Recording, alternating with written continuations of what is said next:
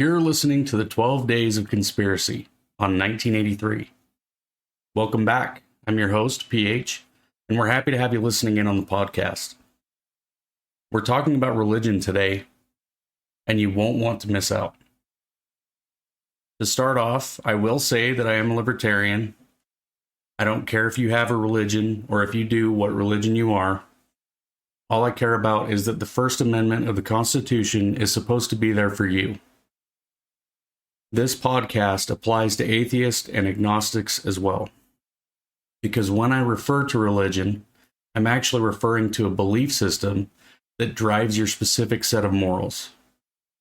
I do believe in a God, and I would call myself a Mormon, but the other Mormons may disagree with me because of how I choose to live my life.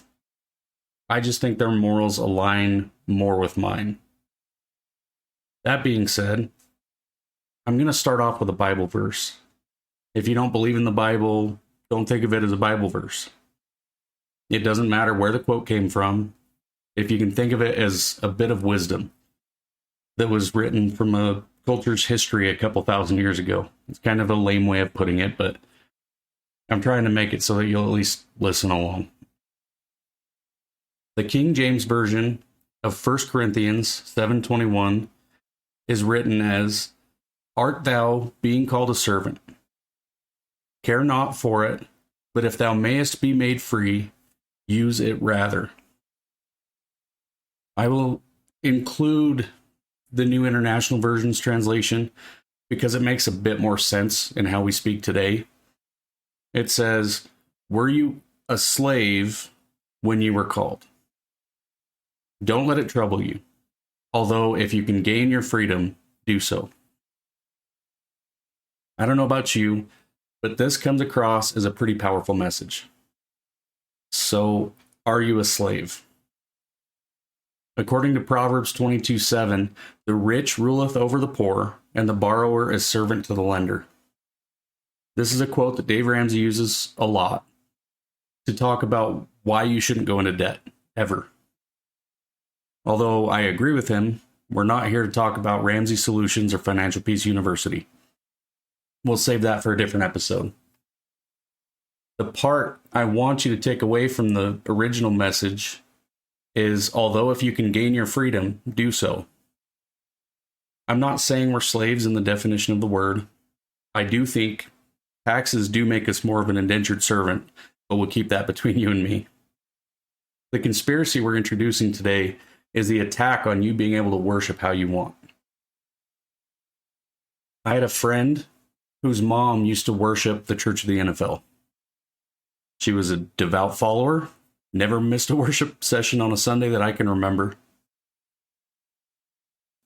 I'm including this little tidbit because she has a right to do what she wants on her time. She's not hurting anyone. She loves watching those Steelers play, and if she misses a week, she feels like she let the team down. Like I said, religion in my eyes is a set of beliefs that shape you to be the moral, upstanding citizen you are. You're supposed to be able to practice your religion however you see fit, as long as you're not hurting anyone in the process. Obviously, jihad is not allowed. So why is there an attempt to force churches to marry gay couples? This started off as people saying it's uninclusive to reject someone because of their sexual preference. Is it inclusive to the church to be forced to do something that they don't believe is right? Why do we have to accept and refer to someone by their preferred pronoun? This isn't law in the United States, but it's law in the country to the north of us, so who knows how long it'll be. That's more of an infringement on the freedom of speech, but my religion doesn't agree with someone being able to choose their gender, so I'll allow it in this conversation. The next one is a little bit more controversial, but since when is killing a human baby okay? And why do my taxes go toward companies through social services to perform that act? I never okayed that on the forms to the IRS. I don't know about you, but it kind of pisses me off. Removing religion throughout history has opened the opportunity to enslave a population and force them to do what you want. The Germans, the Nazis did that. The Russians also did that. They replaced religion with socialism and fascism in the early 1900s. Look how well that turned out for most of the world. I think today our government has a plan. And the plan isn't to remove religion in the sense, but to turn it into something that it's not. The country was founded under God for a reason, not because we wanted to force individuals to worship a certain church, but because at the time, it was the most obvious way to guarantee that our government didn't become our God. Can you think of anyone in government who has a God complex?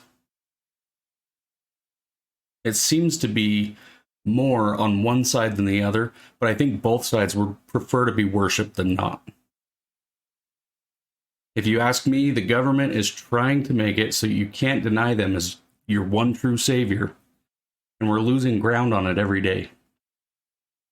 Will you become subservient to them, or will you stand with the other patriots, and if you can gain your freedom, do so?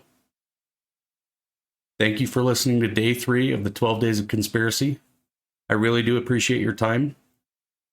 Stay strong, enjoy the holidays, and you will hear from me again tomorrow.